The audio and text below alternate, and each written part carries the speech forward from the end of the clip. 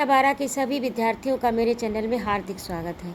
आज मैं उपस्थित हूँ आपकी हिंदी पाठ्य पुस्तक से सुमित्रा नंदन पंत द्वारा रचित कविता पद्यांश परिवर्तन का भाग 3 लेकर, यानी अंतिम भाग लेकर। ये मैंने पुस्तक का पृष्ठ लगाया है, इसको मैं अभी जूम किए देती हूँ। पहले इसका आपको अर्थ बताऊंगी, उसके पश्चात परीक्षा में किस तरह से आपको संदर्भ प्रसंग सहित भावार्थ लिखना है, काव्य सौंदर्य लिखना है और परीक्षा में किस तरह के प्रश्न आते हैं ये भी आपको बताऊंगी। तो जुड़े रहिए मेरे चैनल से, इस वीडियो से पूरे जुड़े रहिए अंत तक, स्किप मत करिएगा। तो आपको पूरा वीडियो देखना है। आइए प्रारंभ करें। ओ निष्ठुर परिवर्तन, तुम्हारा ही तांडव नर्तन, विश्व का करुण विवर्तन, तुम्हारा ही नयनोन मिलन, निखिल उत्थान पतन। अरे निष्ठुर, निष्ठुर यानी निर्दयी, जिसके अंदर दया ना हो। यहाँ पर परिवर्तन का मानवीकरण किया है, यानी उसको निष्ठुर बताया है, निर्दयी बताया है। कवि कहता है कि हे परिवर्तन, तुम बहुत ही निष्ठुर हो, यानी तुम्हारे अंदर दया नहीं है। तुम जब तुम अपने जो क्रियाकलाप करते हो, जो अपना कार्य करते हो, उसमें किसी के प्रति दया भाव नहीं बरतते, यानी तुम्हें जो करना है वह करना है, इस पर बिल्कुल भी विचार नहीं करते। तुम बहुत ही निष्ठुर हो। हे अरे निष्ठुर परिवर्तन, तुम्हारा ही तांडव नर्तन, पूरे विश्व में तुम्हारा ही तांडव नर्तन है। यानी तांडव नर्तन का अभिप्राय संसार के विलय यानी लय होने से, अर्थात प्रलय होने से, विश्व का करुण विवर्तन। हे निष्ठुर परिवर्तन, तुम प्रलयकालीन तांडव नृत्य करते रहते हो। तुम्हारा ये तांडव नर्तन जो है वो कैसा है? प्रलय काल के समान है, विश्व का करुण विवर्तन। और इसी तांडव नर्तन में, इसी नर्तन का अर्थ होता है नाच। तो इसी तांडव नर्तन में, तांडव नर्तन से तात्पर्य है संसार का लय होना, अर्थात प्रलय होना, तो विश्व का करुण विवर्तन। और इसी तांडव नर्तन में इस विश्व का करुण अंत हो जाता है, यानी विश्व में प्रलय हो जाता है, क्योंकि परिवर्तन से ही प्रलय होता है। पहले सृष्टि होती है और फिर पालन होता है और उसके बाद में संहार होता है। तो ये सब परिवर्तन के क्रमानुसार आने पर ही संसार का अंत होता है, संसार का करुणापूर्ण अंत होता है, विश्व का करुण विवर्तन। तुम्हारा ही नयनोन मिलन, नयन धन उन्मीलन, यानी नयन उन्मीलन का शाब्दिक अर्थ है आँखों का खुलना और बंद होना। तुम्हारा ही आँखों का खुलना और बंद होना, अर्थात उत्थान पतन, सृजन संहार, उन्नति अवनति, ये सब तुम्हारे ही क्रम है, क्योंकि जहाँ पर उन्नति है वहाँ पर अवनति आएगी, जहाँ पर सृजन हुआ है वहाँ पर संहार जरूर होगा, जहाँ पर जीवन है वहाँ पर मृत्यु होगी, जहाँ पर मृत्यु है वहाँ पर जीवन है, जहाँ संहार हुआ वहाँ पर सृष्टि अवश्य होगी, सृजन नया अवश्य होगा। तो ये जो क्रम चल रहा है ये किसके कारण है? परिवर्तन के कारण है। तो तुम्हारा यानी आँख का खोलना यानी सृजन होना, और आँख का बंद करना अर्थात प्रलय होना। आँख का खोलना अर्थात उन्नति होना, प्रगति होना, और आँख का बंद करना अर्थात अवनति होना बताया गया है। तो तुम्हारा ही नयनोन मिलन, निखिल उत्थान पतन, पूरे संसार का, पूरे विश्व का संपूर्ण, निखिल का अर्थ संपूर्ण उत्थान पतन, यानी जो भी संसार में उत्थान हो रहा है, पतन हो रहा है, संहार हो रहा है, सृजन हो रहा है, दिन रात हो रही, यानी जो एक क्रम लगा है कि रात है तो दिन आएगा, दिन है तो रात आएगा, संहार हुआ तो सृजन होगा, सृजन हुआ तो संहार होगा, और जीवन है तो मृत्यु होगी, मृत्यु है तो जीवन पुनः मिलेगा। तो ये जो क्रम चल रहा है ये कैसा है? ऐसा लगता है, कभी कहता है कि तुम्हारे नेत्र बंद करने से और नेत्र खोलना, ये जो क्रम चल रहा है परिवर्तन का, ये किस प्रकार से है? जैसे नेत्रों का बंद होना और नेत्रों का खुलना।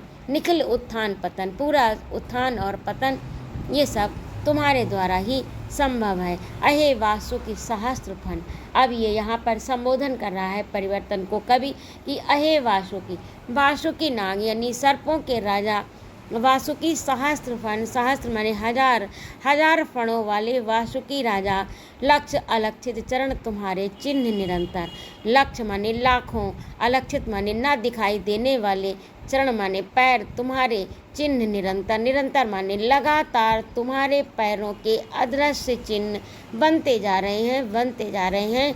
कहाँ पर? छोड़ रहे हैं जग के विक्षत वक्ष स्थल पर, विश्व के वक्ष स्थल पर, विश्व के घायल वक्ष स्थल पर तुम्हारे अदृश्य लाखों चरण चिन्ह लगातार बनते जा रहे हैं, बनते जा रहे हैं। यानी चिन्ह छोड़ते जा रहे हो, तुम छोड़ते जा रहे हो।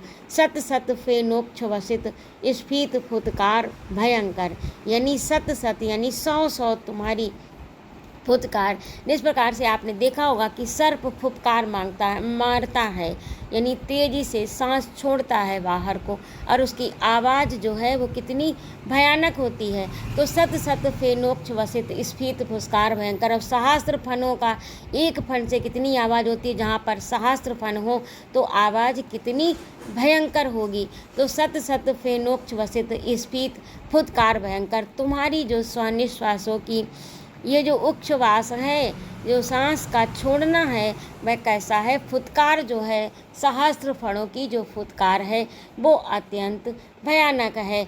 घुमा रहे हैं घनाकार जगती का अंबर। और उससे क्या होता है कि जब तुम्हारा ये जो तुम फुतकार छोड़ते हो तो पूरा विश्व तुम्हारी उस फुतकार में लिपट जाता है, यानी खिंचा हुआ चला जाता है। सर्प, अजगर सर्प जो है वो कहा जाता है कि अपना शिकार ऐसे नहीं करता। अपना शिकार कैसे करता है कि वह सांस छोड़ता है, लंबी सांस छोड़ता है, और उस सांस के सहारे, उस गहरी सांस में उसका शिकार अपने आप उसके मुख में चला जाता है। तो वही कवि परिवर्तन को बता रहा है कि हजारों फनों की जो तुम्हारी फुफकार है, ये पूरे विश्व को अपने इस उच्छ्वास में लपेटे है, यानी स्वयं खींच लेता है अपनी ओर। अर्थात विश्व पर पूर्ण नियंत्रण है आपका, पर कि आपका मतलब परिवर्तन का पूर्ण नियंत्रण इस विश्व पर है। यानी तुम्हारे विश्व भरे जो झाग की फुतकार है, यानी जो निश्वास छोड़ी जाती है, उच्छ्वास, वह कैसी है? भरी जो तुम्हारी ये सांस, जो उच्छ्वास छोड़े जाते हैं, वह अपनी लपेट में संपूर्ण विश्व को ले लेता है, यानी संपूर्ण विश्व पर उसका नियंत्रण है। फुतकार भयंकर, घुमा रहे हैं घनाकार जगती का अंबर। और ये जो घनाकार संसार के मेघों के आकार से परिपूर्ण जो आकाश है, संसार का आकाश जो मेघाकार है। अब घन का अर्थ यहाँ पर घना भी होता है, यानी बहुतायत मात्रा में भी होता है, घन का अर्थ मेघ भी होता है। तो ये जो घनाकार आकाश है, घन के आकार का, यानी बादलों के आकार का जो आकाश है संसार का, घुमा रहे हैं घनाकार जगती का अंबर। इस पृथ्वी आकाश इस विश्व का ये जो आकाश है, इसको घुमा रहा है तुम्हारी ये जो उच्छ्वास है, ये जो तुम्हारी फुंकारें हैं, वह इस संसार के मेघों के आकार से परिपूर्ण आकाश को निरंतर घुमाती रहती हैं, यानी उस पर अपना पूर्ण नियंत्रण रखती हैं। अब कभी यहाँ पर कहना चाहता है कि संसार में जो कुछ भी है सब परिवर्तन में ही है, परिवर्तन ही इसका मूल है, परिवर्तन ही संसार का आधार है, क्योंकि परिवर्तन जब होता है तभी चीज़ें बनती हैं और बिगड़ती हैं। घुमा रहे हैं घनाकार जगती का अंबर। और उसके बाद में आगे कवि कह रहा है कि मृत तुम्हारा गरल दंत कंचुक कल्पांतर। कंचुक का अर्थ होता है केचुली, सर्प के केचुली होती है, एक झिल्ली टाइप की सफ़ेद, आपको शायद आप लोग जानते हो। तो उसमें जो केंचुली होती है वह थोड़े थोड़े समय के बाद में सर्प उसको छोड़ता रहता है, कुछ केंचुली छोड़ देता है तो उसका शरीर नवीनता को प्राप्त कर लेता है। तो ये जो युग के कल्पांतर हैं, ये क्या है? केंचुली। तुम छोड़ते जा रहे हो, एक युग बीत गया, तुमने उसे छोड़ दिया, अब दूसरा युग प्रारंभ हुआ और दूसरा अब प्रारंभ होगा। तो मृत्यु तुम्हारा गरल दंत, ये जो मृत्यु है वो तुम्हारा क्या है? गरल माने विष, विष रूपी दांत है। जैसे सर्प विष का दांत जब मारता है तो व्यक्ति मृत्यु को प्राप्त होता, तो तुम्हारा जो ये मृत्यु संसार में घूम रही है और सबको डस रही है, ऐसा कोई भी संसार का प्राणी नहीं जिसका जन्म हुआ वह मृत्यु को प्राप्त ना हो। तो तुम्हारा ये जो मृत्यु संसार में घूम रही है, मृत्यु रूपी तुम्हारा क्या है? मृत्यु के रूप में तुम्हारा गरल यानी विष भरा, विष से युक्त दांत ही है, विष दंत ही है। मृत्यु तुम्हारा गरल दंत कंचुक कालांतर कल्पांतर। और ये जो केचुली है वो क्या है, ये जो युग परिवर्तन हो रहे, एक युग छूट रहा दूसरा आ रहा, इस प्रकार से केचुली छूटती जाती है, नई आती जाती है, पुरानी छूटती जाती है और नवीनता को प्राप्त होती है। तो उसी प्रकार एक युग यानी दो युगों के बीच का जो समय है वह क्या है, कल्पांतर। अखिल विश्व ही विवर वक्र कुंडल दिगमंडल। और ये जो केचुली है, जिस प्रकार से सर्प केचुली छोड़कर नई उसकी फिर से आ जाती है, तो उसी प्रकार से एक युग बीतने पर दूसरा युग प्रारंभ हो जाता है, यानी एक युग का अंत होता है और दूसरा युग का प्रारंभ होता है। तो इस प्रकार से केचुली के समान ये परिवर्तन चल रहा है। आगे कवि कह रहा है कि अखिल विश्व ही विवर कहते हैं बांवी को, बांवी अर्थात सर्प का बिल, सर्प के रहने के स्थान को विवर कहते हैं, बांवी भी कहते हैं। अखिल विश्व ही विवर वक्र कुंडल, वक्र माने कुंडल, ये जो सर्प को देखा होगा आपने, कुंडली मार कर बैठता है, तो वक्र कुंडल क्या है, दिगमंडल, ये जो दिशाओं का घेरा है, चारों ओर दिशाओं का जो गोल गोल घेरा है वह क्या है, परिवर्तन की कुंडली है, यानी परिवर्तन कुंडली मारकर बैठा है, पूरे संसार पर उसका नियंत्रण है, उसके द्वारा ही सृजन होता है, उसके द्वारा ही प्रलय होता है, उसके द्वारा ही उन्नति अवनति जन्म मृत्यु दिन रात सब कुछ जो भी बदल रहा है, जो कुछ भी नया आ रहा है और पुराना जा रहा है और पुराना फिर नया होकर लौट रहा है, वह सब परिवर्तन के कारण है। और ये जो वक्र कुंडली, तुम्हारी जो कुंडली है गोलाकार, वह ये जो दिशाएं हैं, दिशाओं का घेरा ही तुम्हारी कुंडली है। तो ये था आपका ये जो पद्यांश था उसका भावार्थ। अब आगे देखिए, मैंने इसको लिखित रूप में आपको दिया है। तो ये प्रस्तुत पद्यांश छायावादी कवि सुमित्रानंद पंत की कविता परिवर्तन का अंश है। यह पद्यांश एक ही बात है। और इस पद्यांश का अर्थ कहाँ से कहाँ तक लिया गया, अहे निष्ठुर से कुंडल दिगमंडल तक का अर्थ आपको इस अंक में मिलेगा। और संदर्भ, यह पद्यांश हमारी पाठ्य पुस्तक के अंतर्गत छायावाद के कवि सुमित्रानंदन पंत द्वारा रचित कविता परिवर्तन से अवतरित है। ये आपका संदर्भ। देखिए, आपने संदर्भ प्रसंग छोटे क्लासों से लिखने प्रारंभ किए होंगे, तो आप अब तक आप इतना तो समझ ही गए हैं कि संदर्भ में केवल आपको लेखक या कवि जो भी है और किसके बारे में बताया गया, यानी कविता का जो शीर्षक है बस उतना लिखना होता है, और जो प्रसंग होता है तो किसके बारे में बताया गया है, किसका प्रसंग है, यानी उसका सार क्या है, वह आपको प्रसंग में बताना पड़ता है। तो इस तरह से ये आपका संदर्भ हो गया। अब आपका प्रसंग है। इन पंक्तियों में कवि ने परिवर्तन के क्रूर, भयंकर और विराट रूप का मानवीकरण करते हुए उसके सर्वव्यापक और संहारक रूप का अत्यंत ओजस्वी चित्रण किया है। कवि परिवर्तन को एक भयंकर सर्प, वासुकी और प्रलयकारी नर्तक के रूप में देखता है। तो ये आपका हो गया प्रसंग। अब आपका भावार्थ है। कवि परिवर्तन को संबोधित करते हुए कहता है, निष्ठुर दया रहित निर्दयी परिवर्तन, ये संपूर्ण संसार तुम्हारा ही विनाशकारी तांडव नृत्य और करुण आर्तनाद है। इस सृष्टि का उत्पन्न होना, विकसित होना, उत्थान और पतन होना, सब कुछ तुम्हारी ही आंखें खुलने और बंद होने का परिणाम है। हे सहस्त्र फनों वाले वासुकी, तुम्हारे अनगिनत किंतु अदृश्य चरण इस संसार रूपी विक्षत यानी घायल वक्ष स्थल पर निरंतर अपने विनाश के पद चिन्ह छोड़ते जाते हैं। तुम सैकड़ों हजारों फेन युक्त उच्छ्वास भरी और भयानक फुदकारें छोड़कर इस संपूर्ण मेघों के आकार से परिपूर्ण इस जगती के आकाश को घनघोर रूप से घुमा रहे हो। मृत्यु तुम्हारा विषैला दांत है और युग परिवर्तन कल्पांतर तुम्हारा केचुआ अर्थात कंचुक है, केचुली है। ये संपूर्ण विश्व ही तुम्हारा विल अर्थात रहने का स्थान है और दसों दिशाओं का घेरा ही दिग मंडल है। तुम्हारे शरीर के टेढ़े मेढ़े कुंडल घेरे हैं। ये जो दिशाओं का घेरा है वह तुम्हारे शरीर का टेढ़ा मेढ़ा कुंडल का अर्थ गोल घेराकार है। तो इस प्रकार से ये आपका मैंने लिखित रूप में भी भावार्थ दे दिया है। तो ये आपका हो गया। अब देखिए, आप इसमें दसों दिशाओं का घेरा की दिगमंडल तुम्हारे शरीर के परिवर्तन का कितना सर्वव्यापी जो रूप है वह कवि ने प्रस्तुत किया है, तो इस पॉइंट को आप अपने काव्य सौंदर्य के अंतर्गत लिख सकते हैं। अब आइए काव्य सौंदर्य देखें। काव्य सौंदर्य यदि आप नहीं लिखेंगे तो आपको अच्छे अंकों की प्राप्ति नहीं होगी, इसलिए काव्य सौंदर्य अवश्य लिखें। रस लिखें, छंद लिखें, गुण लिखें, अलंकार लिखें, शब्द शक्ति लिखें। उसमें विशेष क्या बात बताई गई, कौन सा अलंकार प्रयुक्त हुआ, कौन सा छंद, कौन सा रस, ये सब आपको काव्य सौंदर्य के अंतर्गत ही लिखना है। अर्थात काव्य सौंदर्य का अर्थ है कि काव्य की सुंदरता, इसमें क्या क्या सुंदर है वह सब आपको बताना है। तो देखिए, पहला है रस। इसमें भयानक रस एवं रौद्र रस है, क्योंकि परिवर्तन का विकराल रूप दिखाया गया। शब्द शक्ति लक्षणा और व्यंजना है। गुण, इसमें ओज गुण है। अलंकार रूपक है। इस अलंकार रूपक में भी जो रूपक के भेद होते हैं उसमें सांग रूपक है।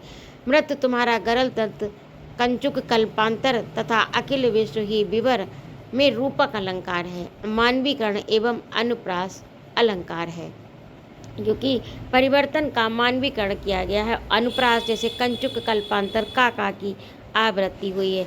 ऐसे आप देखें पद्यांश में तो आपको बहुत से शब्द ऐसे मिल जाएंगे, इन्हें आप ढूंढकर और भी बढ़ा सकते हैं। निष्ठुर परिवर्तन में मानवीकरण तथा वर्णों की आवृत्ति के कारण अनुप्रास अलंकार की छटा है। विरोधाभास और पुनरुक्ति प्रकाश अलंकार भी है। भाषा इसकी संस्कृत निष्ठ यानी तत्सम शब्दों से युक्त प्रभामयी खड़ी बोली यानी कविता में प्रवाह है, लय है।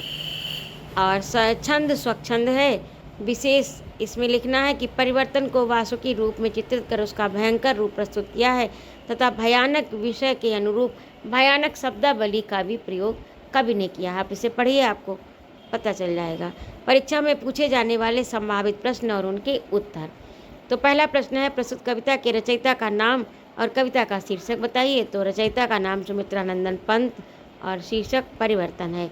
कवि ने परिवर्तन की तुलना किससे की है? तो कवि ने परिवर्तन की तुलना सहस्त्र फन वाले नाग वासुकी से की है, जिसका तांडव नृत्य संपूर्ण विश्व में प्रलय लाता है।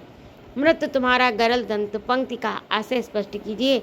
तो इस पंक्ति का आशय है कि परिवर्तन रूपी सर्प का विषैला दांत मृत्यु है, यानी मृत्यु जो है उसको परिवर्तन का विषैला दांत बताया है। जिस प्रकार सर्प अपने विषयुक्त दांतों से जीवन का अंत कर देता है, उसी प्रकार परिवर्तन भी मृत्यु के माध्यम से सब कुछ नष्ट कर देता है।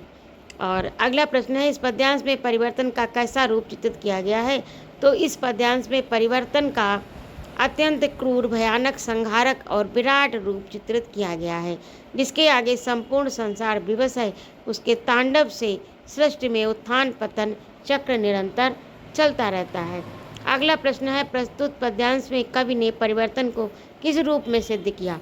तो प्रस्तुत पद्यांश में परिवर्तन को विनाशक और सर्पों के राजा वासुकी के समान सिद्ध किया है। विश्व का करुण अंत किसके कारण हो जाता है? तो विश्व का करुण अंत निष्ठुर परिवर्तन के प्रलयकाली तांडव नृत्य के कारण हो जाता भी आपने ऊपर पढ़ा है। संसार के घायल वक्षस्थल पर कौन अपने चिन्ह निरंतर छोड़ता चलता है?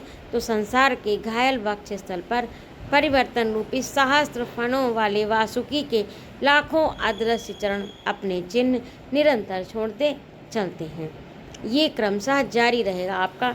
अभी आपके सुमित्रानंदन पंत के जो पद्यांश दिए हैं उनमें नौका विहार और परिवर्तन हो गया। अब बापू के प्रति अगले अंक में आपको मिलेगा। तो जुड़े रहिए मेरे चैनल से और कमेंट बॉक्स में कमेंट जरूर लिखिएगा। यदि आपको मेरी प्रस्तुति अच्छी लगी हो, पढ़ाना अच्छा लगा हो, तो कृपया चैनल को सब्सक्राइब करें, लाइक और कमेंट करें तथा अपने मित्रों में शेयर भी कर लें। आप किस परीक्षा की तैयारी कर रहे हैं? आप साहित्यिक हिंदी विज्ञान वर्ग के छात्र हैं अथवा आप कला वर्ग के छात्र हैं, क्योंकि विज्ञान वर्ग के छात्रों के लिए सामान्य हिंदी है और कला वर्ग के छात्रों के लिए साहित्यिक हिंदी है। तो इसे भी आप कमेंट बॉक्स में लिखिए। थोड़ा सा कमेंट बॉक्स में कुछ लिखने से ऐसा होता है कि हमारे आपके बीच में एक सेतु बनता है, जिससे हमें आपके बारे में जानकारी होती।